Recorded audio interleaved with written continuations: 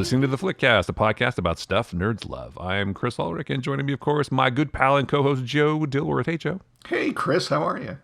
I'm good. I say good pal. I hope that's true. Oh, yeah. You're all right. We don't just work together. We like each other, right? It's kind of like, on shows or movies where you can tell that the actors, not only the characters get along well, but the actors get along well. That chemistry shows up. And I think that shows in our show palpable. As well. Shows? I think I'm saying show too much, but that's okay. That's okay. That's okay. It's like, also you can hardly ever tell, I can at least sometimes, when actors in a movie or something hate each other but manage to look like they like each other. So that's good too. Exactly. Maybe we're just incredible actors. Who knows? That's it. We're really good actors. We don't hang out together outside of this or talk at all outside of this. God, no. It's all in the show. It's all for the gram. It's all for the cloud, man. It's all for the audience. It's all for you, the fans, really. For you, the fans. So this is going to be an eclectic episode. We're going to talk about a bunch of different stuff. Among them will be like Raiders of the Lost Ark, Indiana Jones stuff, maybe the Lord of the Rings trailer, and we'll get into some Stranger Things, and we'll get into some picks, and it'll be eclectic. I think eclectic is the word. A smorgasbord of... what's the word? Is smorgasbord the word, or what is that? It's a show of tapas. Yeah, that's right. Small bites. There you go. Yeah. Well, small bites episode. We should jump right into it then. Let's jump right into it. All right. So I'm just looking at the. I was watching the trailer for Lord of the Rings again, and reading up about it a little bit more. Apparently, and this might not surprise you, Joe, that there was backlash about the trailer from people saying the show was not white enough. Just like Tolkien intended, everyone should be white. Yeah. Yes. I'm not surprised. Yeah. I know, it's crazy. The other thing is, what was funny to me, or not funny, but interesting to me, is that there was fan concern and critical concern about the teaser trailer. So Amazon invited several critics, fan websites, and influencers to a screening. Influencers. Yes. At Merton College in Oxford. I see. And they were shown 20 minutes of the footage of the series, which I'm sure they're going to show at Comic-Con, I would bet you. Oh, yeah. It's like, hey, this is what we're going to show next week. So yeah, and all concerns were apparently satiated or something. So it's all good. I've been busy. I've been this week has been something. Ever since I got the CPAP. Did you know I got a CPAP? Anyway, yeah. Apparently I had sleep apnea, as it turns out, and so I got the CPAP for about a month or so, and I have way more energy, which is interesting. So that means I've been cleaning out the kitchen and organizing the kitchen, and then organizing, all kinds of things, because I don't know who put all this shit away when we moved in, but it was like in a total disarray. It's like stuff was spread out across the kitchen. It's just so annoying. Anyway, but so I was doing that. That took a while, and then I've been cooking again, which is fun. Nice. Yeah. I'm sure it has nothing to do with watching that show, The Bear. I haven't watched that yet, but everyone's saying it's good. Dude, come on. You got to watch it. It got renewed for the season. You got to watch it. It's the same thing with Ted Lasso. Everyone's like, "Oh, you got to watch it." I'm like, "Yeah, that's the quickest way to get me not to watch it." Well, that's the funny thing. It's some people like we'll talk about. The Bear is Ted Lasso for people who are like manic depressive or something, which is fun. No, it's it should be right up my alley. Then it should be. Yeah, it's not like Ted Lasso at all. Ted Lasso is like more of an upbeat, feel good kind of show. This is not one of those at all. It's really good though. I think from a technical standpoint and from a performance standpoint and just from a I think you'd like it, but you might not. Sometimes we differ. Like you think Crystal Skull is a good movie. I do. Yes. I saw that. On Twitter, I think. And did he disavow you, or are you guys still friends? No, Eric said, "I'm not going to block you, but dude." I'm not going to block you, but terrible takes. You know what? It's funny. I never hated Crystal Skull, and at the time, I didn't even have a problem with Shia LaBeouf. I don't really have a problem with him now. Actually. I don't have a problem with him now that I say that, but I didn't mind Crystal Skull. What I was concerned about, I guess, what affected me was that Indy what when I first saw Raiders of the Lost Ark, as I'm sure you did, was a younger, virile sort of man, and now I mean it's hard for me as an adult now to see him so old now because that means I'm old too. I think that was one of my Right. problems, and also it's just you know, Kate Blanchett was cool. I don't know. I mean, right up until the fridge, it was fine, but yeah. So Raiders for you, and then Crystal Skull Yeah. number two. So yeah, and then I would say Last Crusade, and then Temple of Doom last. Yeah, But that also that's depends on my mood. My main problem, and I've always had this problem with Last Crusade, is it's too campy. There's just parts that are like I expect to hear wah wah wah, and I'm like that. Well, you think that was probably Spielberg reacting to Temple of Doom being so down and so Right. evil. It's like I'm going to make a fun movie now. And to me, Crystal Skull got back to the more serious elements. Yeah, it still had some humor in it, but it was much like Raiders of the Lost Ark was a product of the year it took place in, and archaeology and that kind of mindset. To me, Crystal Skull was a product of the 50s with what was the big thing in the 50s? Aliens, UFOs, and stuff like that. And it embraced that thing and made it an Indiana Jones thing. And I just thought it was really, really cool. Yeah, I mean, I had no problem with Indiana Jones versus the aliens. I mean, there was like before the Blacklist, there was like these unproduced scripts floating around in LA. And It's going to be Atlantis at one point, right? it was, but I also got my hands on a script from a long time ago. It was Indiana Jones versus the Saucer Men. That's what it was called. And it was, it was good. I enjoyed it. I like Harrison Ford, obviously, and I like Indiana Jones as a character. Raiders was a pulp story of the Yeah. 30s that it took place in. Crystal Skull was a pulp story of the 50s when it took place in. And I liked that it followed like the same formula of is this mystical or is it just a thing, of Earth? And the same thing with Raiders. It was like, it's not really mystical. It's just the bad guys building that up, and then at the end it's like, oh fuck, it was. Same thing with Crystal Skull. It's like, oh, it really was aliens. So I don't know. I really liked it, and I think they did Marion much better in Crystal Definitely. Skull. They kind of redeemed that, and it should have been the passing on of the torch, right? And you could have had Ford still show up as Jones Senior or Jones Junior or whatever, but as the guiding person, on the bookends of the next movie. And they probably should have. I mean, they didn't know at the time, but they could have cast somebody that was less problematic in their career than Shia LaBeouf to carry it on. But that should have been the pivot, and I don't know. Like Ezra Miller, he would have been good. Yeah. Wow. Yeah. I feel bad for Warner Brothers because they're like, can we even release this movie at this point? Do we just need to scrap it and redo it? I mean, No, they can't. They can't. Yeah, he's troubled. I had no problem with Mutt. I think that hindsight is great, right? So everyone's like, "Oh, Shia LaBeouf," but he was a big fucking deal. I mean, he was going to blow up, and he was in like Transformers, and Spielberg was like grooming this kid to. I don't mean grooming him in a bad way. I mean, like, this kid's going to blow up. Yeah. And just it sort of got derailed because there was, I think partially it's just the fans were total dicks about it. absolutely. And they're like, wow, because you're right, it could have been a total torch passing, and Harrison Ford could have showed up in the next indie film like Henry Sr., right? They could have still had an Exactly. adventure, That's but what then I'm it would saying. have, Yeah. then it would have focused on the kid, and the kid at the end had to have put on the fedora, right? Had to put on the hat, and that's like the scene when River Phoenix is putting on the hat and then like looks up, and then it's hair. And that's a great transition. I love that transition. Yeah. But then it's gotta.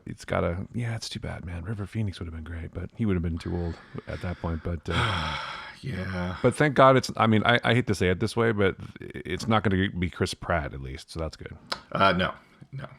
he doesn't want to be haunted or. I don't hate Chris Pratt. I really don't. I don't think he should be Indiana Jones. I don't know. Did you watch his show on Amazon? That where he's like the Navy SEAL guy who gets his whole team gets killed and he's got to go on a rampage and get revenge. Did you watch that? Not yet. Oh, it's not. It's is it as terrible as it's getting savaged? I don't think so, but it's pretty bad. I'll be honest. It's pretty bad. But he's not really the problem with the show. It's just the show is poorly written, and he does actually a pretty good job, I think, with what he has to deal with and work with. I just don't know that right now is the time. That's part of the problem, I think. I don't know. I think people are reacting this way partially because of the times we're living in. It's not, maybe it's not the time for a guy who just goes on a revenge spree and kills a bunch of people, even if they're all bad. But there's it's like humorless, the whole thing, and it's really like dark and sort of like sad. And he's going through like PTSD basically, and his buddies. Well, anyway, I don't want to ruin it for you, but it's just. I'll watch it. It's a downer, Joe. It's a fucking downer. But I agree with you about Pratt because like Tomorrow War or whatever that movie was. It wasn't terrible. Yeah. I thought he did really good in that. And acted well. I just think it was. I think it was a first draft of a script. It could have used some more work because at points it was just like, well, this is by a numbers video game, and it's like, okay. And it was like, I know exactly what's going to happen in this entire movie now, and it was like, well, that's true. At least Yvonne Strahovski showed up, though. That's not. Well, exactly. I have no problem with that. No. She can show up anytime. I think my issue with Pratt and this might be it's not as severe as my dislike of Seth Rogen, but so Chris Pratt, I think, is Chris Pratt in every role he does. There's no range there in the acting. The only range there is like I think Star-Lord is like peak Pratt, and there's like degrees of Pratt in his roles because like in Tomorrow War, he was a little bit more serious, but even then he was still the wisecracking, and I think he's like the same character from Parks and Recreation, and so it's sort of like if Pratt's in a movie or in a role, you better know what you're going to get because otherwise you're going to be disappointed. So, and not that that's a bad thing. I mean, there's many actors that have made a good living just playing themselves. Yeah. So, and I'm okay with that for the most part, but it's just like, well. Okay, so him, I wouldn't want to see that Prattness, for lack of a better term, brought to Indiana Jones. I think it would have not worked. Yeah, I tend to agree with you. But I will say in the thing, I can't remember what it's called now, the Amazon show. He's the least Pratt I've ever seen him. Was it the Terminalist? Yes. Terminalist. Yeah, Terminalist. Yeah. He's the least Pratt that I've ever seen. There are no jokes. Okay. Except maybe like one time when he's like he cracks a grin like when he's with his kid or something. Yeah. But basically it's a downer. It's a pretty dour show, is what you're saying. Yes, and it's relentlessly bleak, the whole time basically. Which again, if it works for the context, and if that's the world they create, and that's the characters they create, and and if it functions that way for a reason, that's fine. But it's like 8 hours of this, or do we need that right now? Well, no, not necessarily. We don't. But that's not the show's fault. The show is just doing what weak. It does. Yeah. It's doing what it does, but it doesn't do it very well, yeah. and it's not very subtle either. And there are some points where you go, really, okay. But he's pretty good, actually. I felt like he, I've seen every Chris Pratt show, as you have, I'm sure. Yeah. That he reaches some emotional depths that I've never seen him do before. He gets, because he's playing, a guy who's, got problems. Yeah. But this is supposed to be a continuing like series thing, so it's supposed to be like a new thing that they're creating. Franchise. That's what I'm looking for. It's sort of like his latest roles, especially in the Jurassic World trilogy and Star-Lord. Yeah. It's like they're trying to give, what was his name, Andy from Parks and Recreation. It's like that same kind of man-child, but now he has swagger and muscles. Right, exactly. Well, I mean, I will say he was perfect for Star-Lord. I thought that he did a great job as absolutely. Star-Lord. And they all were great, but he was really good because that's the character, and that's a perfect role for him. It's the smart ass guy, but also can be serious, and can do action. But yeah, it's like you said, he's basically what Andy with muscles. Yeah. Yeah. I mean, as soon as you see him with his shirt off, but he's definitely perfect for Star-Lord because, much like the Iron Man movies wouldn't have worked without Robert Downey Jr. I don't think. And let's face it, I know there is an ensemble for Guardians of the Galaxy, but it's Pratt's movie. Yeah. He's the lead, and if he wasn't able to carry that and pull it off, it would have fallen apart. Especially the first one. Yeah, it definitely was his sort of story to fuck up. Yeah. But it helps to have someone like James Gunn around who can sort of steer you. Yes. Yeah. In the direction that you need to go in. So it was one of those things where, like with Robert Downey Jr., it was like, this is perfect casting. Yes. Because now in hindsight, who else could have played? I'm sure other people could have played Iron Man. Other people could have played Tony Seth Stark. Rogen. No, I'm just kidding. Yeah, I don't know. I still don't get why you hate Seth Rogen, but that's okay. What did he ever do to you, man? Is it because he loves weed so much? That's the problem. You hate him? No, that would that would endear you. Yeah. To you, right? But no. Okay, well that's fine. We'll do a Seth Rogen podcast. We should have him on the show so I can ask him some questions. Hey man, do you want to come on a show where we're going to relentlessly fuck you over every time? Yeah, that sounds good. My co-host loathes you. Would you like to come on our show and prove him wrong? Wait, you loathe him? No, I don't loathe him. I just if he's involved in it, I'm like, nah, I'm not interested. Is that why you haven't watched The Boys yet? There's many reasons why I haven't watched The Boys yet. But dude, I don't know. I feel like even if I don't like, well, that's not true. I'm probably not going to read any J.K. Rowling shit anymore. But if I really don't love somebody's character, the creators or the writers, I mean, I don't read The Boys comics. That's not anymore. So that's like my statement about that. But the show is not really his fault. He has not much involvement in it. But it is. Well, so it's like a really bad combination for you, I guess, because it's also got Seth Rogen and everybody involved too. So you did read some of The Boys comics, right? I did. Yeah. Is the show? It's similar, better written.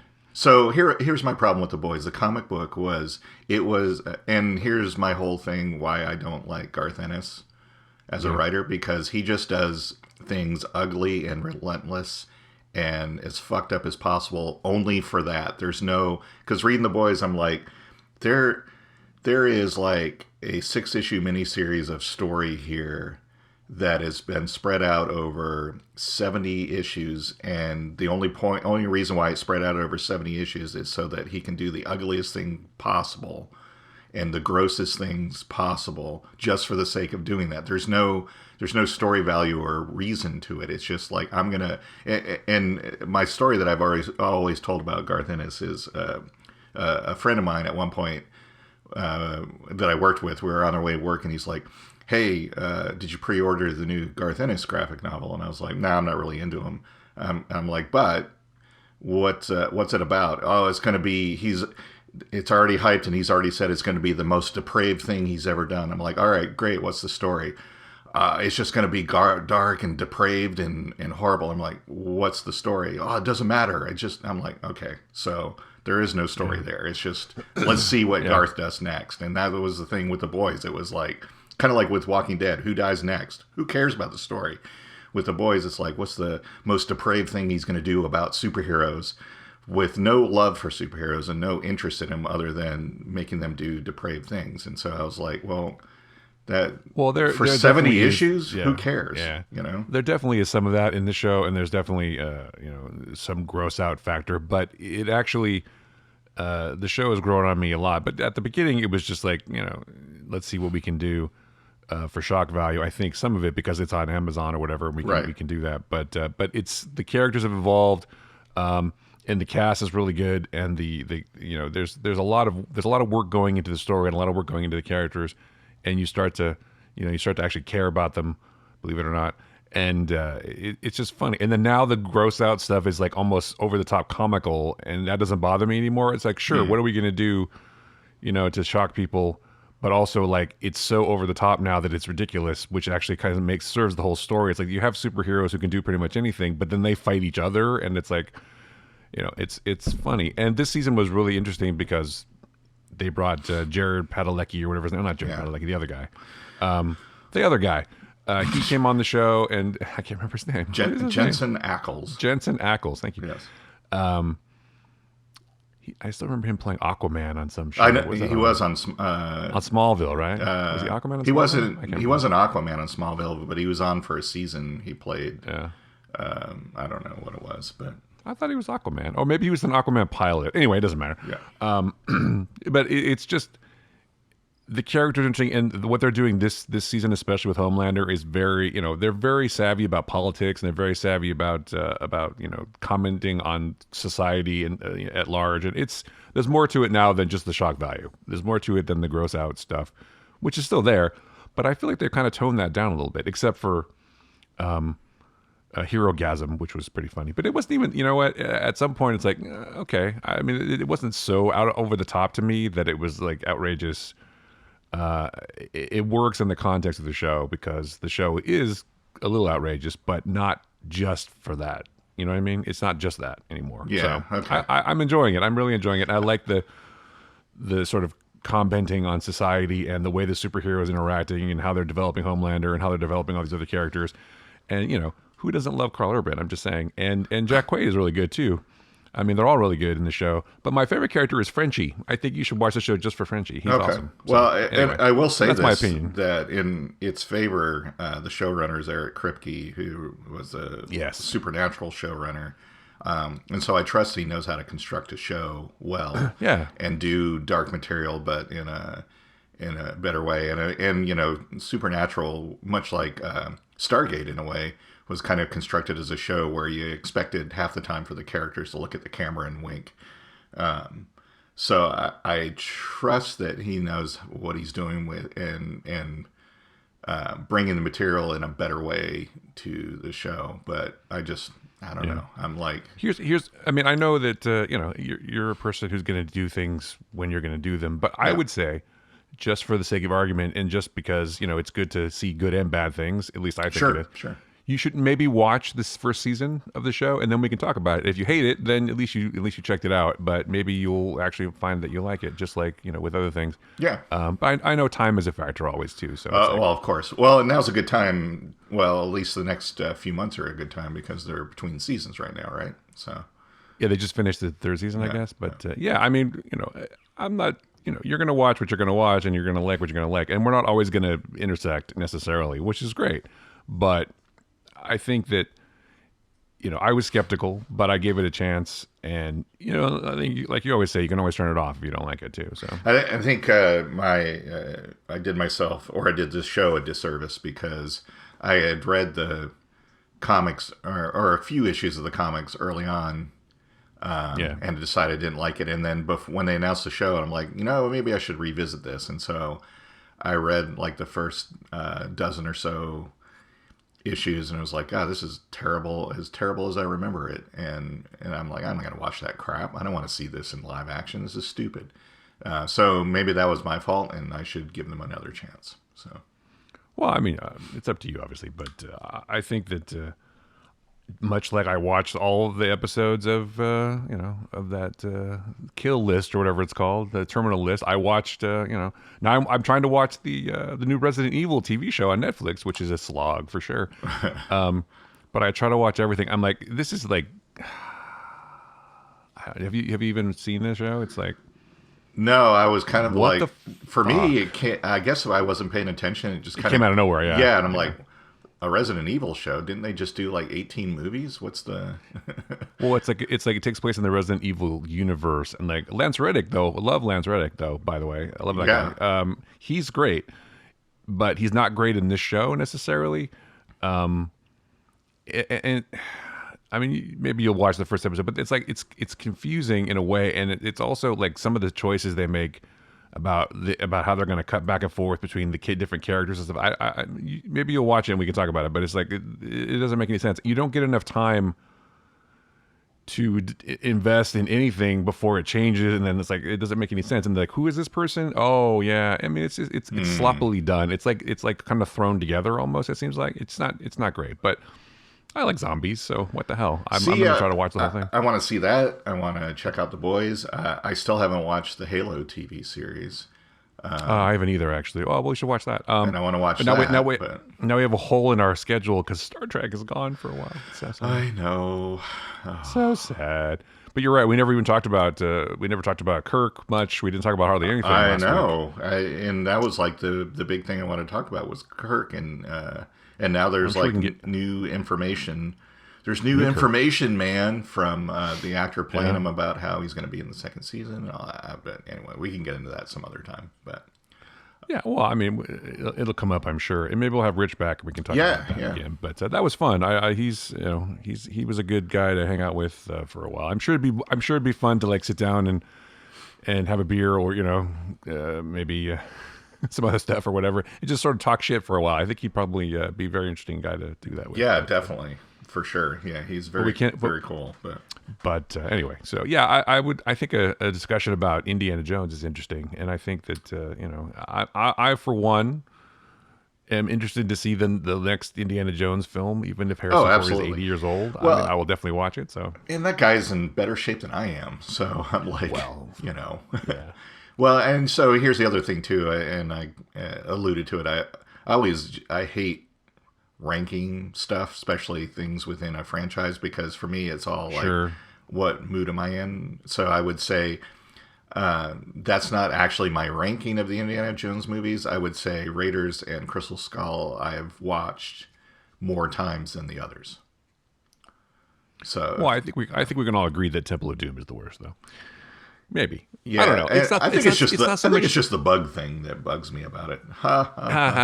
Monkey brains. Well, it's horribly offensive. Yeah, that's It is very offensive. Yeah, it doesn't hold up like in that way at all. But I think it's just this is a full public manifestation of angry Steven Spielberg. This is as angry as Spielberg gets, I think, in life, because he's like angry and hurt. And he's going through a divorce, and he's pissed off, and he hates everything. It's like, I'm going to make a movie about kids who get tortured because that makes me feel better. Yes, and a woman who's useless. Yeah, exactly. I think there had to be a point where he and George and whoever, like maybe Lawrence Kasdan, I don't know, whoever was sitting around the dinner table, like getting drunk or whatever, going, someone had to have said, really, kids tortured? I don't know if that's going to play well with your, and he's like, fuck it, it'll be fine. So I feel like maybe that was George. Like, no, let's have the kids getting killed, because that's cool. I think Indiana Jones, first of all, I think we should have had way more Indiana Jones movies than we've had. Well, they're hard to make and expensive. They are, but I think it's also a franchise that could have been, and maybe Ford wouldn't have done it with anyone else, but I think it's a franchise that could have been like each time a different writer and director. I don't know. I think it suffered a bit by having the same people involved, at least for the first three. Interesting. So I think it could have been expanded. That works so well for Jaws. Well, kind of the same thing with Star Wars, because I think Star Wars proved that if they had different voices and different directors, it did well. I think. Well, yeah. I mean, you get what's his face to do Empire Strikes Back. Yeah. So. Yeah. I mean, you get directors and writers that have that pulp fiction kind of mindset and see what they do with it. I don't know. I think it could have. Quentin Tarantino's Raiders of the Lost Ark. I don't know. I think that might have worked. I would have watched that. And I would watch Quentin Tarantino's Star Trek too, but how does he get the N-word in there? That's what I want to know. Because it's in there somewhere. He'd probably have a planet with people named that or something stupid. There you go. Yeah. Just to prove how. Yeah. I don't know, man. But that was never really going to be a thing. But I would totally watch a Quentin Tarantino Raiders of the Lost Ark movie. Yeah. I mean, it would be horrible. See, that's the thing. That's funny. Did you like Django Unchained or the movie where they kill Hitler? I can't remember the name of it already. Indecent Bastards, Inglourious Bastards. Inglourious Bastards, yeah. Did you like that movie? I did. Yeah. Well, you don't think that was like kind of almost too violent at some point, like over the top a little bit, especially at the end? Totally was. Yes. But you're okay with that? Well, it's one of those. Well, it's Quentin. I mean, I guess Pulp Fiction. blew a kid's head off in the back of a car for crying out loud. It was an accident, you know. You Yeah, just don't wave a gun around with your finger Right. on the trigger and then hit a oh shit, Marvin's all over the place. Yeah, so I mean, Yeah, no, I hear you. it wasn't relentlessly that though. It wasn't like I don't know. So Well, you think it was more in the context of the story, whereas like something like The Boys. That's why I brought it up. It's something like The Boys. It's like they're doing it just for the shock value, Right. whereas Tarantino is doing it because shit happens. Yes. And it's also that's something I like about Tarantino movies in some ways. Like the violence just happens. It like pops off when you're not ready for it. Like the scene in Inglourious Basterds when Fassbender's ordering beer and it's all of a sudden, oh fuck, now there's going to be a huge firefight, and there was, and it's like shit goes down. Yeah. And it serves the story. But then he also got criticized for Pulp Fiction, though, where Madsen's cutting off that guy's ear. That's not Pulp Fiction, the one before. Not Pulp Fiction. I'm sorry, Reservoir Dogs. Yeah. Well, in that I was gonna say Reservation Dogs, but that's not it. Reservation, yeah, totally different. Totally different show. I'm sorry. Yes, But I thought that Reservoir Dogs. fit the movie. It was part of it fit the story. I don't know. It fit his psychopathic right, character. right. Yeah. And He was kind of a psycho. yeah. And so I don't know. I like Tarantino, and I've liked everything he's done to varying degrees. Yeah. Can you rank Tarantino movies? Depends. Just kidding. Again, it depends on the mood I'm in, but I think he writes great stories. Yeah, they're really clever. Yeah, And I think the kind of the big thing for him is he writes believable, realistic characters, and they have actual conversations. I think, a lot of it too is like take all the action and crime movies and speculate about all the scenes that happen between all the action and stuff, and that's Tarantino movies, kind of, to me. Right. Yeah. So, and I appreciate that, and I like it, and I know a lot of people are like, oh, it's slow, or it's like, but he hires people that make those scenes and conversations riveting. Yeah, definitely. Like Jackie Brown is one of my favorite Tarantino films. That's There's a lot of just talking. Yes. And the conversations are good, and the characters are really interesting, and I like the fact that they're like older. The two leads, are kind of older, and they're kind of, whatever. It's a good movie. I enjoyed it a lot, and I don't think I've ever not liked one of his movies. I wasn't a huge fan of. I think my least favorite was probably, the one Western thing he just did. That's totally escaping me, but the one that's like they did this 40-hour cut on Netflix. Hateful Eight. Hateful Eight. Yeah, I didn't like that as much.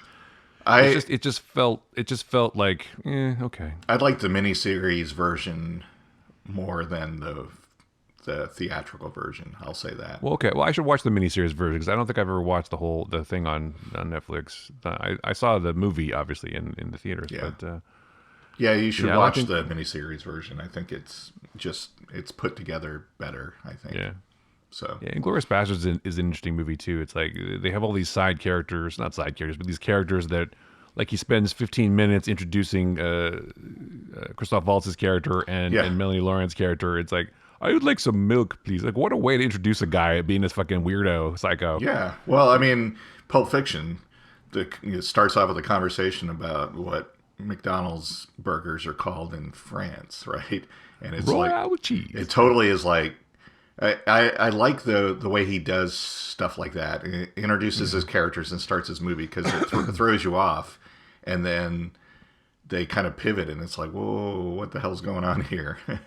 My main man in Amsterdam. So it's like which for Julius in Pulp Fiction, which is the real person, which is the persona, but he's like at a crossroads. It's like I'm trying real hard to be, he takes out those kids at the beginning, but then when they get to the diner part, he's like, I'm tired and I'm done with this and I'm ready to retire. And so, well, he had a brush with death, right? He's right, exactly.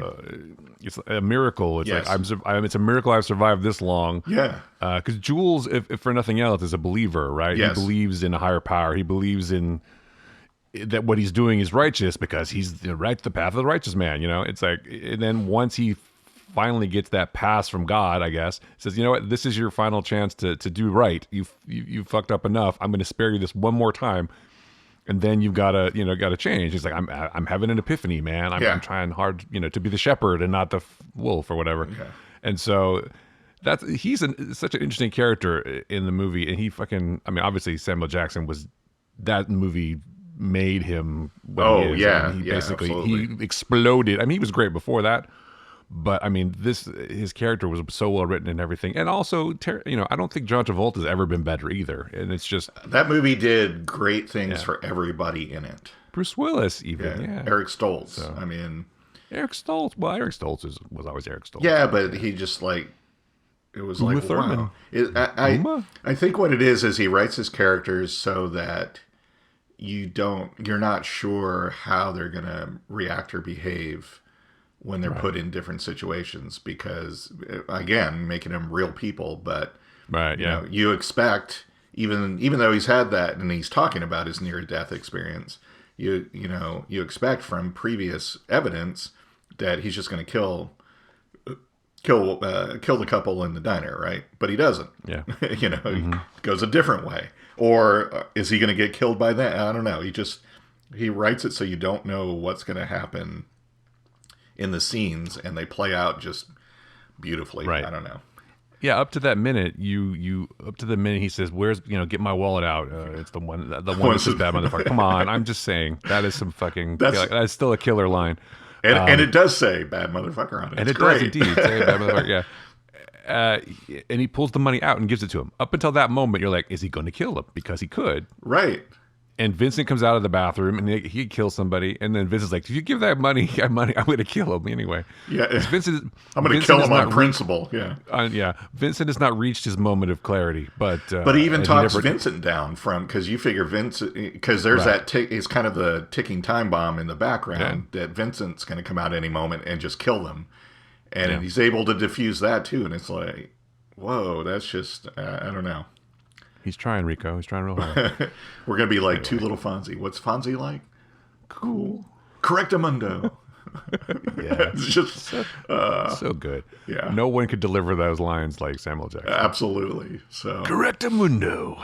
And then, Bruce Willis's character goes through an adventure you don't expect at all from that character. No, that movie takes. And he kills Travolta's character too, and it's just like, when he that's some interesting editing going on there, but it's such a spoilers for Pulp Fiction, by the way. Yeah, if you've never seen it, but Travolta gets gunned down, but then he comes back. It's weird. But he's back. Yeah. But he's back and wearing a different shirt. They're your clothes, motherfucker. Anyway, there's so many. There's just so many good moments in that movie. It's definitely worth revisiting. I think I kind of watch Pulp Fiction frequently, and I enjoy Kill Bill too, mostly because of the fight at the club when she just goes nuts and all the fucking guys show up and there's this huge thing, and that's like over the top violent with blood spraying everywhere. But that's his homage to But it's cool done. samurai films, it's done stylistically too. It's not like to me, it's not gratuitous, but. I mean, it is gratuitous in a way because there's like extreme blood, but then it's that's what would happen if you cut off someone's arm. Yes, blood would splatter everywhere. Yeah. It's just how it works, but not for very long because your blood's under pressure. I don't know if people realize that. But. Right. But yeah, I'm sure he's done extensive research. Kill Bill's interesting because it's two movies and they're very different movies, even though it's the same story. I still. He keeps teasing the super cut version of Kill Bill that's all one movie, and it's like, dude, just fucking release it, would you? Because I really want to see that. So I think it's funny because I kind of rail against like George Lucas tweaking Star Wars movies every time they're released, and some other like. I'm a big fan of director's cuts, but like, Ridley Scott does the same thing. He goes, I'm going to re-release Blade Runner. I want to play with it some more. And those kind of, I guess, quote unquote, director's cuts or tweaks. I'm like, dude, you got to walk away from it. It's done. Well, I think the problem is he's not really improving the movies. Whereas Tarantino, I think, the movie would be more interesting Yeah. if he did it like the Inglourious Basterds director's cut. I thought was cool. Yeah. I even went back to the theater and watched that. There was a screening in LA when yeah, it was good. But yeah, you're right, and I think that that he's able to weave that stuff together in a better way because I think he conceives of it that way. But George is just going back and quote unquote fixing the things I would have done before. Right. But he's not really doing that. He's just trying to Disney-fy it, man. So yeah, you should definitely check out the Hateful Eight miniseries. I will. I think you'll have a different view of it. Yeah. I will, and I'm still going to keep trying to go through Resident Evil. Those things are not related at all, except they're both on Netflix. I think that's the only reason I said that. But Resident Dogs. No. Resident Dogs. Yeah, the Resident Evil show is just weird. But you're right. They had so many movies, and there's no Mila Jovovich and in the thing. I don't know why. Does Paul, however many letters, Anderson, have anything to do with this? And there's no George R. Martin. I was telling some. What was I telling about this the other day? Oh, it's like it's Tolkien based on this guy J.R.R. Tolkien, and I said, but not George R. Martin. I'm like that guy. Yeah, I know that. Yeah.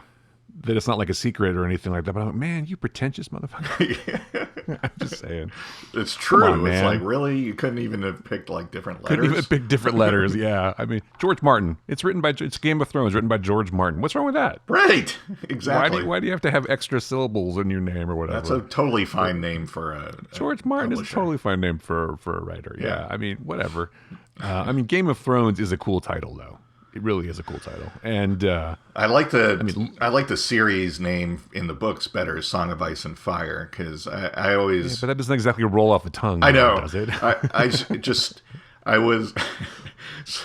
I still have to tell this story when I was in the presser call with HBO to interview George R.R. Martin and the executives for the show before it aired. Sure. And so. We got to ask questions of the press, of the PR person before we talked to them, because it was weird. They would let like two people at a time talk to them. The rest of us were like in a waiting room on the phone. It was weird, but we could ask the PR person. And so I asked, I'm like, so Game of Thrones, I said it's based on, this series, The Song of Ice and Fire. And it seems like from the description, each season is going to cover a book, right?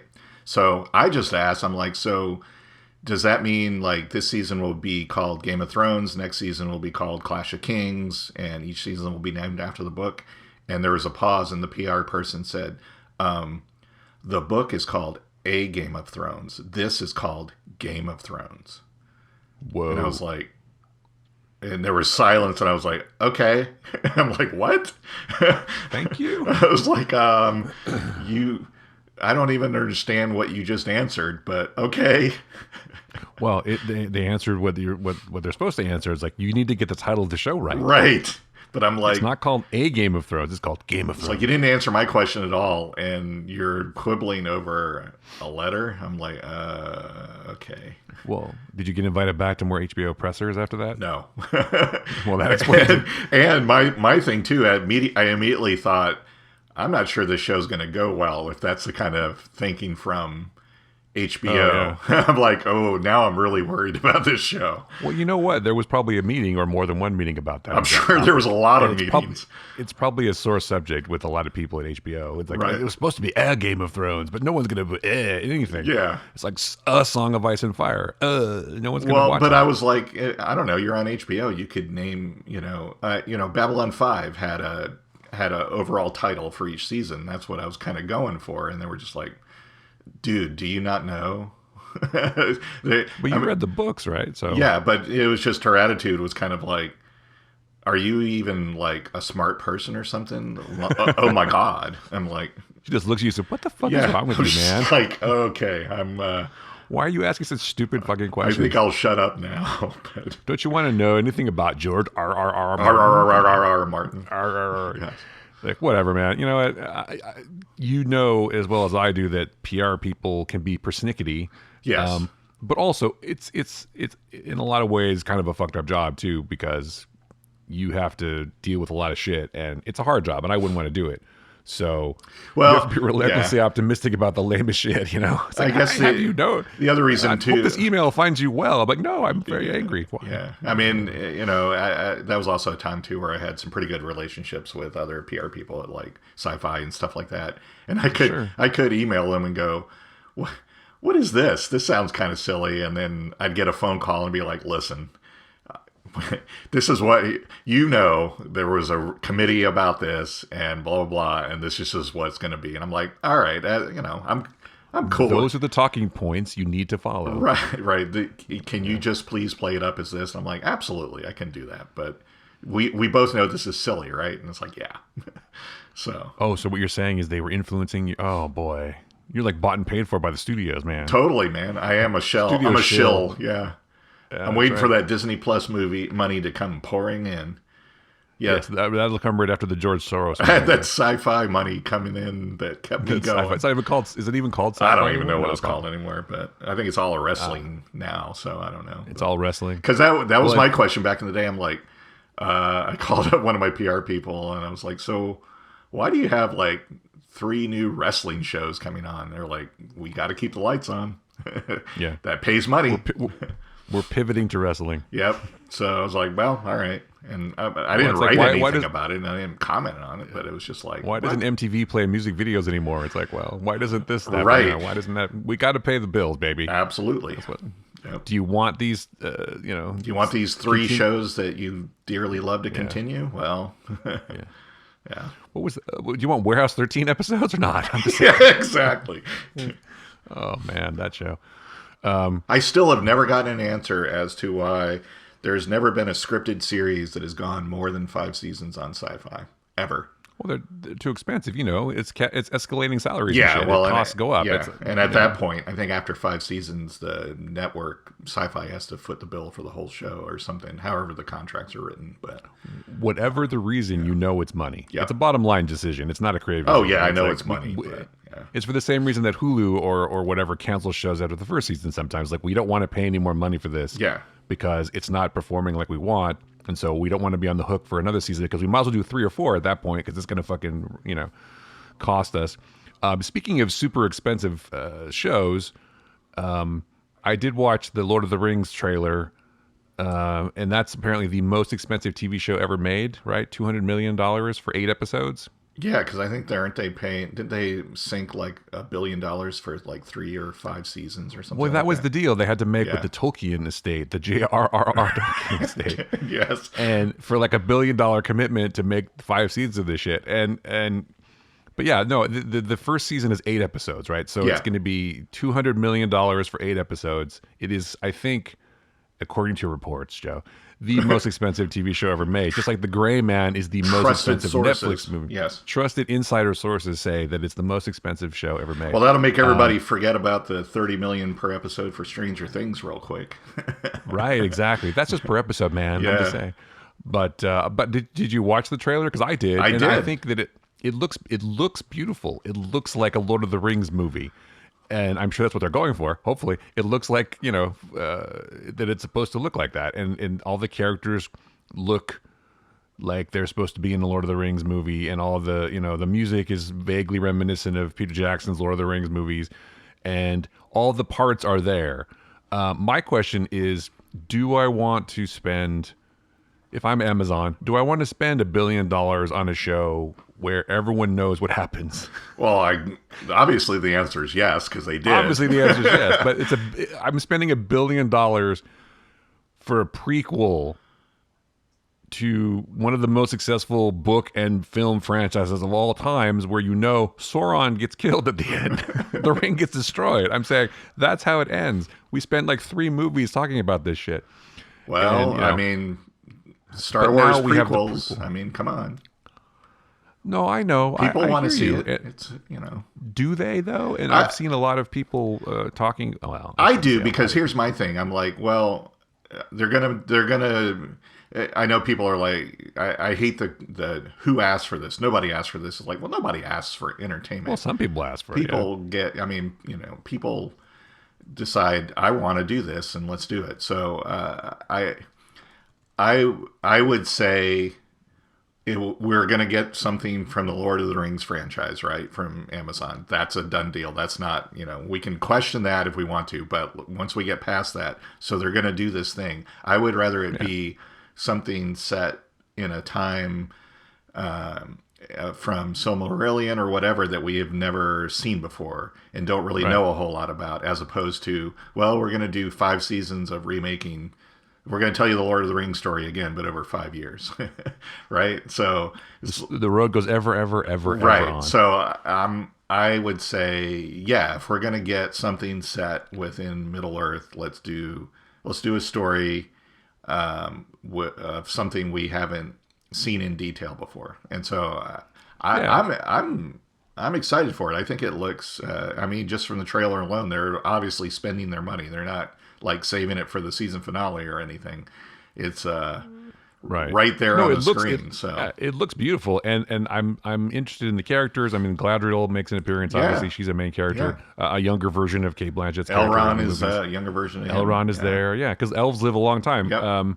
And Durin, and they go to Casa Doom, I think. They do all kinds of shit. And so I think that, and obviously Sauron makes an appearance. And Harfoots instead of hobbits, so what's going on there? And, dwarves. Well, I'm sure hobbits will make an appearance too. I'm Hobbits sure. are around. I'm sure they'll go to the Shire at some point. Yes. But you're right. It's like, a lot of times people are like, well, who asked for this? Like, well, I think a lot of people love Lord of the Rings, and I think it's like, let's make a show that takes place in this universe, and I also think contractually, that's an interesting word, contractually, yes, they were not allowed to make sequels to The Lord of the Rings. They weren't supposed. I read too. I think that was part of the negotiations, and they had to make something else based on. But I don't know. Well, and it wasn't supposed to be connected to Peter Jackson's movies at all either. Yet it is. I mean, because the logos look the same, the music sounds the same, the look of it is the same. So I'm like, how is branding?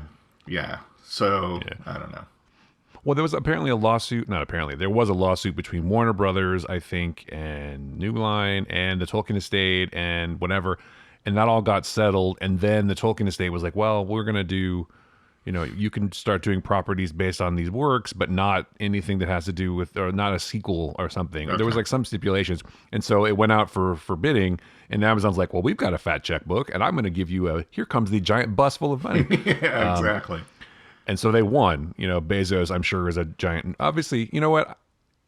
A lot of people talk shit about Jeff Bezos, but he is the guy who decided to make more Expanse. So I can't. He made one good decision in his life. And that was exactly. Maybe 2 if this turns out to be good. Maybe 2. Yeah. I mean, I'm sure he's made other ones, but he's still a terrible person, probably. Sure. But he's, but at least Expanse got more seasons, and then, at least he was able to back up a truck of money and say, well, I'm going to make Lord of the Rings because I dig Lord of the Rings. I'm sure if he had his way or whatever, I'm sure they would have loved to have made stuff that directly ties into Peter Jackson. I think Peter Jackson was actually involved in this show. That's Amazon what I thought too. For 5 minutes too, but they brought in some different people. Anyway, I think it looks amazing, and I'm looking forward to. I'm obviously gonna watch it. I mean, let's be honest.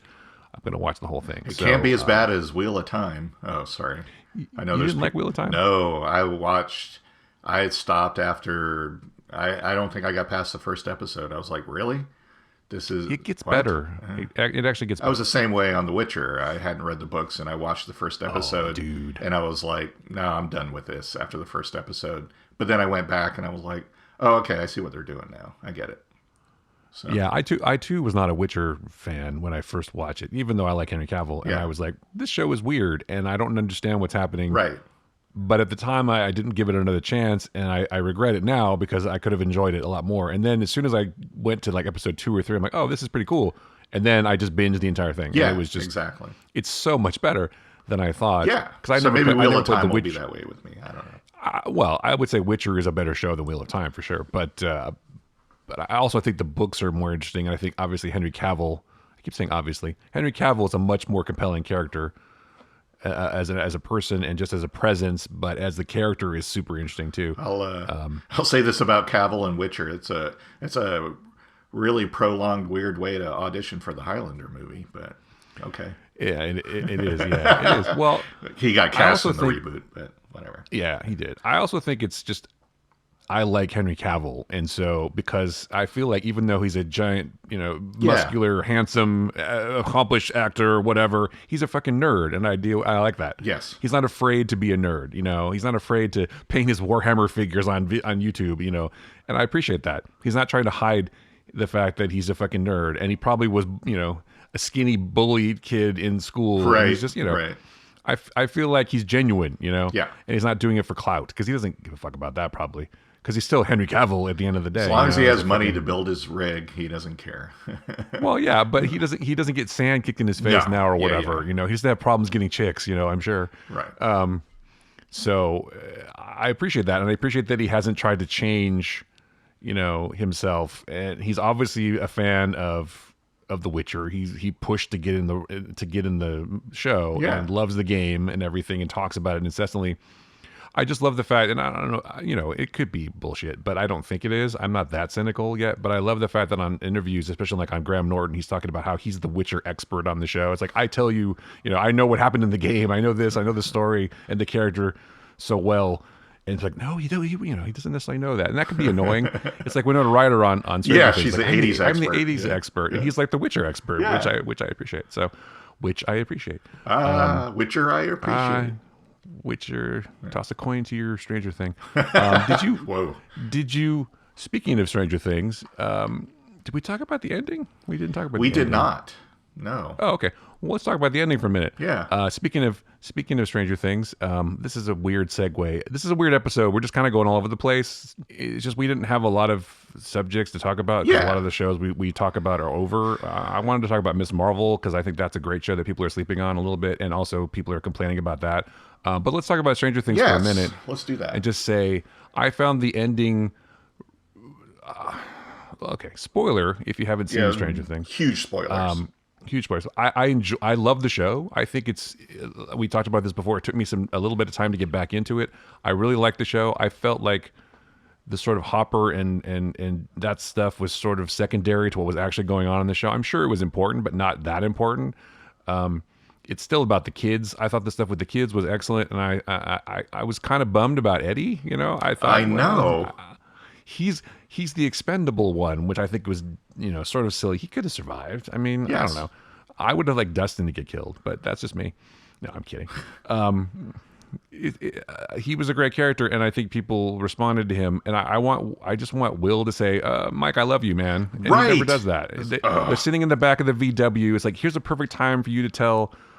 Well, not a perfect. Well, he kind of tells him, but a little bit, in a different way. And then he's crushed. Obviously in love. Yeah. He's obviously in love with him. But but it's nice. But he's like I don't know. I'm sure that'll figure in the next season. Mike has to come out at some point. Yes. But it's a confusing time for a kid. There's monsters trying to destroy the world, and I'm also gay. So it's right. Stuff. It's like, well, which one do we want to focus on? Yeah. Yeah.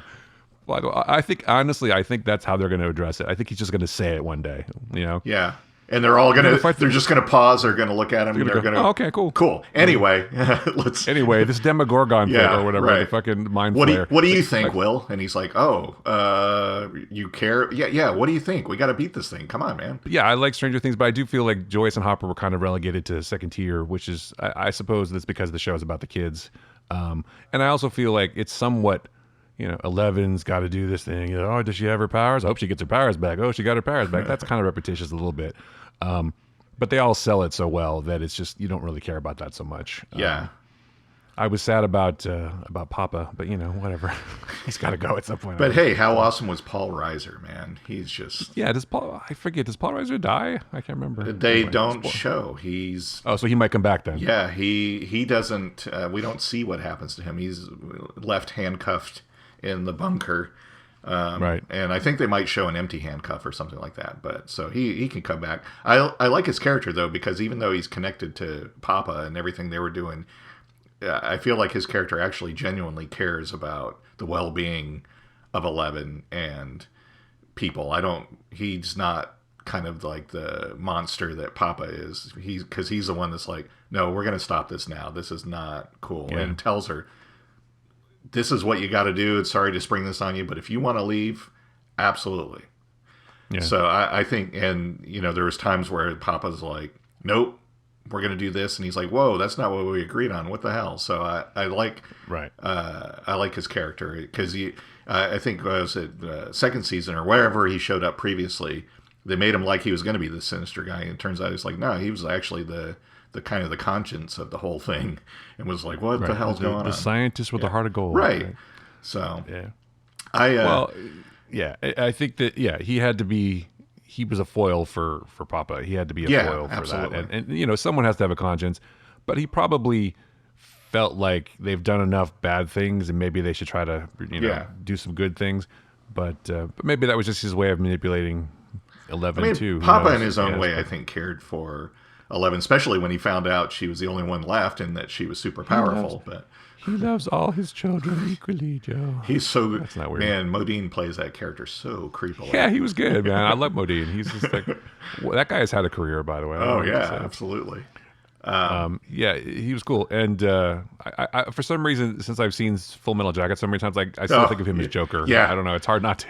Yeah, exactly. Well, same thing with D'Onofrio. I have a hard time. Yeah. Private Pile has disgraced us. Yeah, so okay. Anyway. But I love the ending of Stranger Things. I will say this, a credit to everybody involved that, Eddie, even though it was kind of like, well, he's the new guy, spoilers again, his death was like, man, that like hit hard. And it's like, it did, yeah. It was just heroic. in the few times we got to know the character, you got us to the point of him being this disruptive guy to this character that we're like, wow, that death actually impacted me like the same way if a main character had gotten killed. I'm like, holy crap, that was pretty powerful. Yeah. So kudos to them for that. Yeah, kudos to them for developing this cool character and then killing him. Thanks. Thanks a lot. I should let Max die. No, I'm kidding. I will say this though. As much as I love the show and I absolutely love it and can't wait to see more, I think they got to wrap it up, and they are in the 5th season. Yeah. But it's like you can't. Now that we know who started it all, it's like, okay, now it's time to wrap it up. And they are going to wrap it up, right? Yeah, absolutely. So I think it'll be like, was it Scream? I can't remember which one. It's like 11's going to go to college or something, and then she'll just turn. They'll be like the hand will come out of the mirror or something like that. And that's the end of the show, right? Yeah, exactly. They have to end it somehow, like on a twist, so it can still happen. But it was. I thought it was cool how Vecna was number one, and how this whole thing, spoiler again, was how it all came full circle, and they're the ones who, she's the one who actually started the problem in the first place, which makes sense that she has to end it. Yes. And I guess my question about the end of the show is, will 11 sacrifice herself finally to save the world? I don't know. I mean, because like the Duffer Brothers have said, because Millie Bobby Brown was talking about there should have been more deaths and all this kind of stuff, and they're like, yeah, this isn't Game of Thrones. This is we're not like that. So I don't think they. They definitely don't. Well, I don't know. Maybe it just doesn't seem like that's the story they're telling, though. But. Will there be a happy ending, though? Will Mike and 11 get married, and will he start give her a different name and not call her 11 anymore? Or L, yeah. Or L, yeah. I guess L. I think there will be a happy ending. I mean, yeah. Otherwise, it'll be too much like Temple of Doom, and all the kids will be killed. Yeah, exactly. Yeah. Kalima. Okay. Vecna will pull out 11's heart. Pull out 11's heart. It's still beating heart. But then he'll see the love in her heart for outside her body, and Love will save the day. I mean, that seems to be what happens in the show anyway. But Exactly. I think that it'll turn out. I don't know. I could go either way, but I think you're right. I think the show will be more of a happy ending. I think that 11 will survive.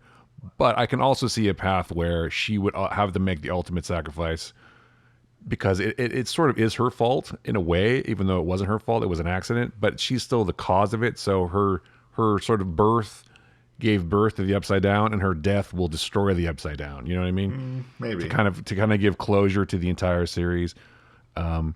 But I think Millie Bobby Brown was like half joking about the Yeah, inappropriate no, things. I she was just think she was so, just too. calling the Duffer Brothers pussies, basically saying, "You don't kill anybody." Yeah, and I think their I think she response meant- was the same. You know, She's like, Sadie Sink is getting too popular. I think she should have died at the show. yeah, exactly. She's stealing my spotlight. Can we? People seem to like her. She needs to go. Can she die between seasons, please? So, Yeah, she dies off screen. Oops, she's still in a coma, right? So people die in comas all the time. that's right. I hate to say it like yeah. that. She didn't make it. Okay, she didn't make it. I thought this was definitely like a third season or a third act. I know it was the fourth season, but it was kind of a third act thing where it's like we're going to split everybody up for the whole thing, and no, we won't bring them back together until the coda. So, but at the same time, though, I think that is they're definitely setting it up for where everyone is going to be together for whatever happens in the fifth season, and they're going to all staring longingly into the middle distance. yeah. Oh. Okay, I will say that I was emotional when Hopper came back and they got back. That was nice callbacks and, too when she's like, I left the door open. And, I know. I was like, it was adorable. Come on. I was like, I'm not crying. You are. Yeah, exactly. I just love Hopper. I don't know. And him and Joyce finally getting their, they're going to have their date finally. Yeah. And it's just, they do a lot of stuff and they do, they're really awesome together. But it's not about them. I mean, the show's about the kids. So you have to give the kids the way to sort of do everything. And sure, Hopper and Joyce had their moments. And they sort of helped out a little, I guess. But they had their own story. But all of that was just so they could get back to the kids. So they could all be, like you said, be rejoined or back together for the finale where they all stand together to fight the final battle to the big bad. So it's cool, I will say this too. I will watch a spin-off series of Joyce and Murray teaming up because they were pretty. Murray's Seriously. great. I love Murray. Yeah. Yeah, but I do feel a little bit bad for Joyce, though. I do feel like Murray did a lot of the stuff. Yeah, that's probably true. Yeah. That she could have done or was going to do because she needs a man to do this kind of thing. I don't think that was the intent. I think they just wanted some more levity and they needed some more, because it was a good contrast with the terrible shit that was happening, to the kids. It's like, oh, Murray is sort of funny. And so that's important. And that whole storyline was great, and the man of many faces, whatever his name, he survived too. So maybe he'll come back in the next He did, and Hopper's pal in the prison, because I like that actor. He's been in a lot of stuff. I guess I still like the Russian storyline and everything with Hopper. I liked it. Yeah. I appreciated that it wasn't like by episode 2, it's like, well, Hopper's back. It was like that was totally earned, and he had to go through and find out stuff. And plus, they had to make sure whatever was going on in Russia was destroyed because that could have been bad. Sure. But I do have one question about the Russian sequence, the Russian story. Is like, where the fuck did Crom's Conan sword show up? Though that was pretty funny. Well, it's just laying there. They showed you because they had the armory that had swords and stuff and everything in it. So, but that's Arnold Schwarzenegger's sword from Conan the Barbarian. It's like, how did that get there?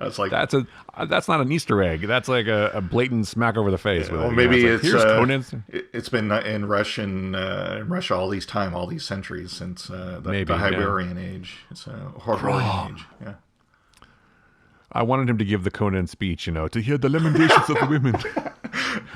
Hopper, what is best in life? Hey, a show that sends up in 80s movies and stuff like that, it had to be Conan's sword. Come on.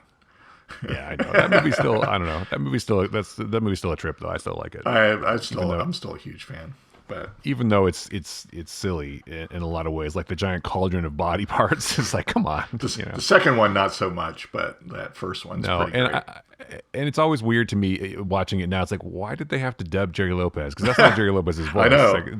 Was his voice that bad? Because the whole thing is a different person, as we talked about before. But yeah, I just love. Because I was a kid in the '80s, and I could be the '80s expert on fucking Stranger Things. Sure. Right? But anyway, this is also already a long episode. So do you have a pick this week? Let's just do that. I have a pick, and I hope I haven't picked it before, but I'm going to pick a TV series. If you did, it's probably that good. Yes. I'm going to pick a TV series that I am currently watching in my copious amounts of spare time.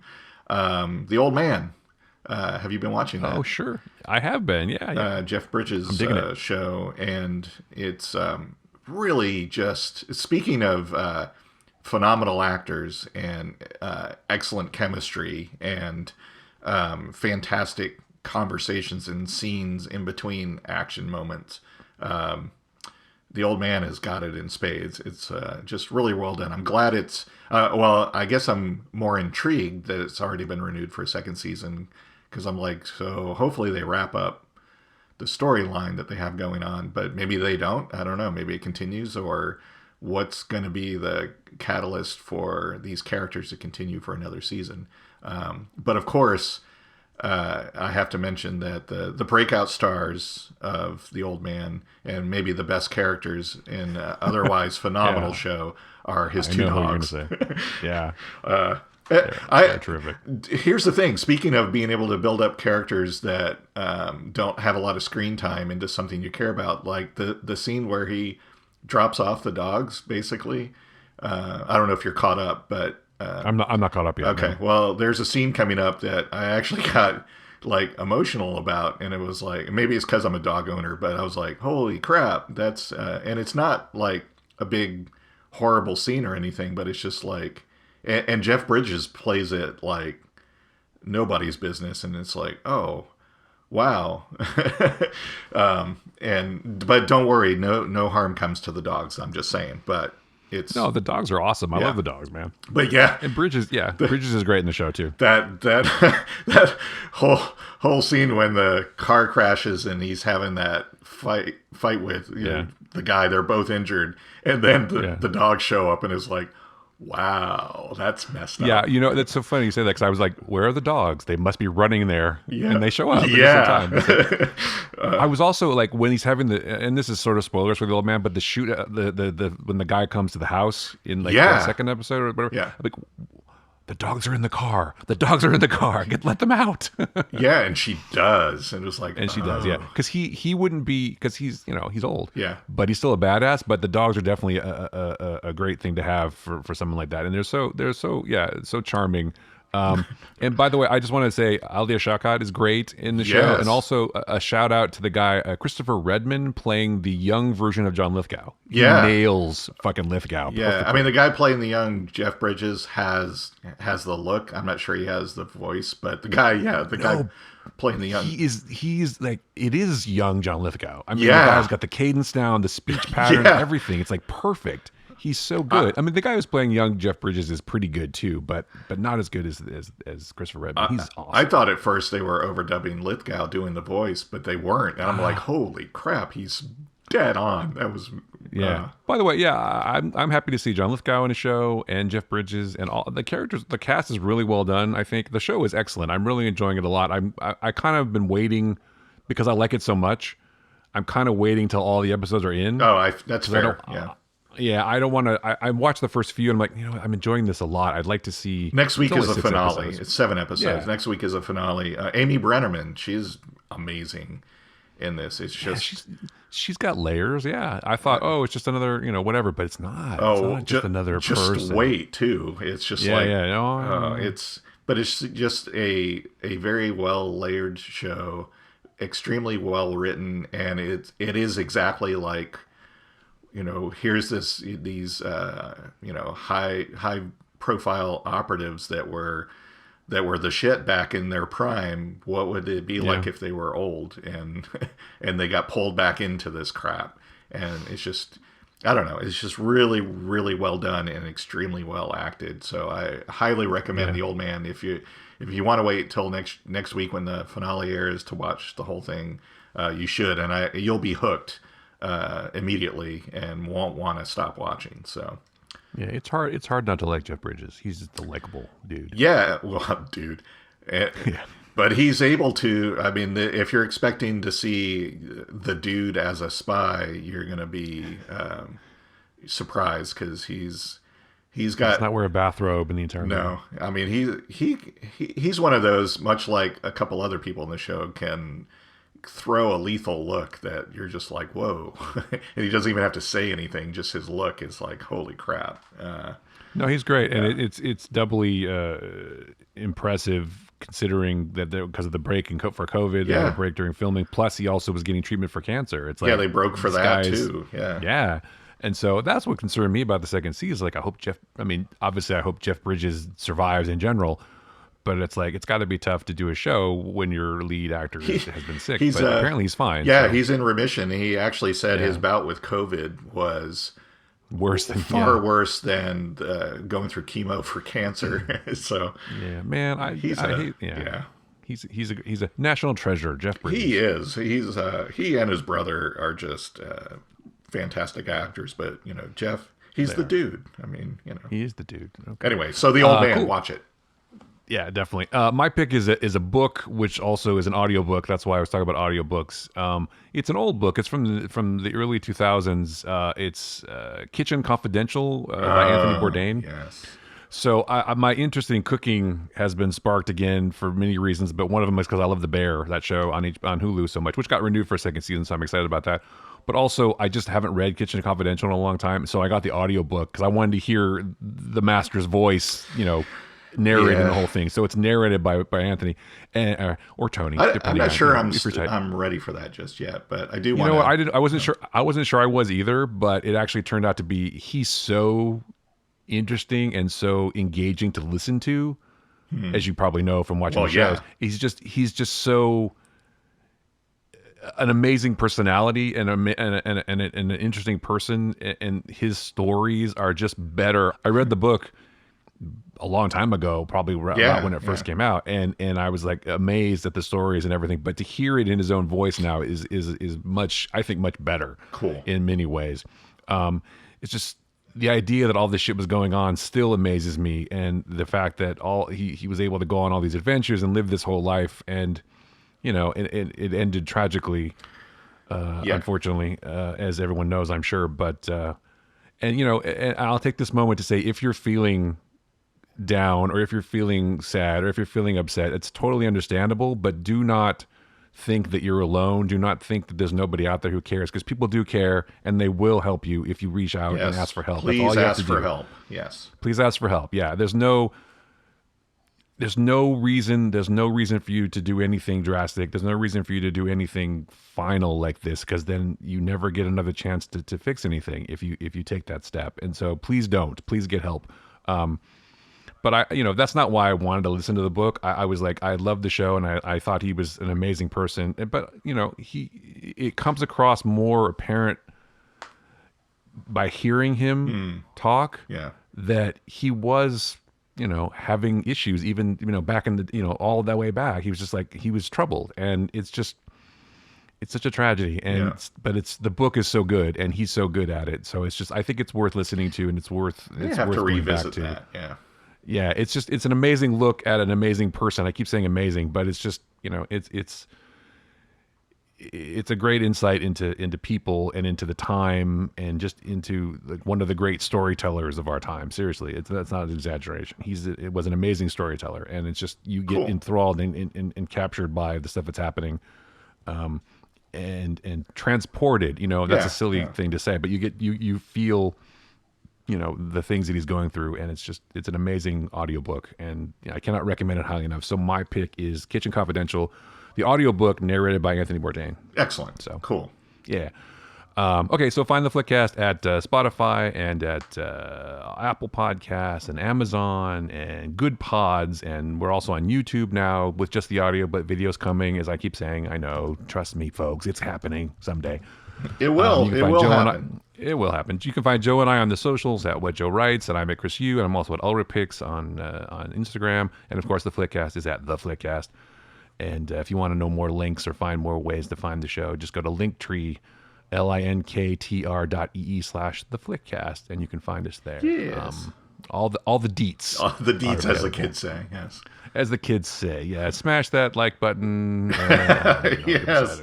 I don't know. I don't know what kids do. I don't even know anymore. I don't know nothing. Nobody tells me nothing. I'm not a Ute anymore, so I don't know. I'm not a Ute, which is why I'm glad this show's like The Old Man, because that speaks to me. Exactly.